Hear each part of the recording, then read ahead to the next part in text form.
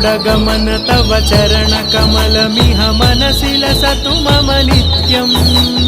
गरुडगमन तव चरणकमलमिह मनसि लसतु मम नित्यम् मनसि लसतु मम नित्यम् मम तापमपाकुरु देव मम पापमपाकुरु देव मम तापमपाकुरु देव मम पापमपाकुरु देव